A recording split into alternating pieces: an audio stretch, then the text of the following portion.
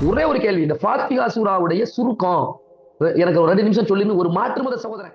இந்த ஃபாத்திஹா சூராவுக்கு சாதாரணமாக பொருளை சொல்லக்கூடிய முஸ்லிம்கள் 100 பேர்ல எத்தனை பேர் தேடுவாங்கன்னு கணக்கெடுத்து பார்த்தனா மிகவும் வருந்தும். ஃபாத்திஹாங்கிறதும் அதுவும் பாருங்க, இந்த ஃபாத்திஹாவுல அல்லாஹ்வுடைய தூதர் காட்டித்தராத அணுகுமுறை எல்லாம் இருக்கும். இறந்து போனா ஃபாத்திஹா, புள்ள பிறந்தா ஃபாத்திஹா, கடை திறந்தா ஃபாத்திஹா, மாலை ஃபாத்திஹா, பந்தல் ஃபாத்திஹா, அப்படி இப்படின்னு ஃபாத்திஹால பல வெரைட்டி, 40ஆம் ஃபாத்திஹா, வருஷ ஃபாத்திஹா, இப்படி எல்லாம் வச்சிருக்கு. ஃபாத்திஹா பல நேரங்களை நம்ம கேட்டிருப்போம்.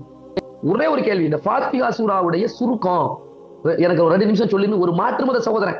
இந்த ஃபாத்திஹா நிறைய சொல்றீங்களா அப்படின்னா என்னப்பான்னு கேட்டனா, ஒரு முஸ்லிம் எந்த உஸ்தாதையும் தொடர்பு கொள்ளாம சாதாரணமா சொல்லிடக்கூடிய ஒன்றை சொல்றாங்களான்னு பாருங்க, மாட்டாங்க. அந்த புனிதத்தை ஏற்றுக்கொண்ட நாம் ஏன் புனிதமானது, அது எப்படி நம்மை புனிதப்படுத்தும், நம்முடைய மனதையும் நம்முடைய செயல்பாட்டையும் இந்த குர்ஆன் எப்படி சீர்மிகு நிலைக்கு கொண்டு போகும், எப்படி சஹாபாக்களை முந்தியவர்களாக மாத்திச்சோ, எப்படி சொர்க்கத்திற்குரியவர்களாக மாத்திச்சோ, எப்படி ஜன்னத்துல் ஃபிர்தௌஸுக்குரியவராக மாத்திச்சோ, ஒட்டுமொத்த உலகத்திற்கு முன்னுதாரண புருஷர்களாக ஹீரோக்களாக மாத்திச்சோ, அது நமக்கு ஏன் செய்யல அப்படின்னு பார்த்தா இந்த கனெக்டிவிட்டி டிஸ்கனெக்ட்ல இருக்கு. அது புனிதம் நம்மகிட்ட பாஸ் ஆகல. குர்ஆன் புனிதமானது தன்னகத்தே, அது நம்மள்கிட்ட புனிதப்படுத்தணும்னா அதோடு நாம வச்சிருக்கிற தொடர்பை நாம வலுப்படுத்தணும். இதுதான் டெஃபினெட்லி அந்த ஒண்ணு செஞ்சா போதும்.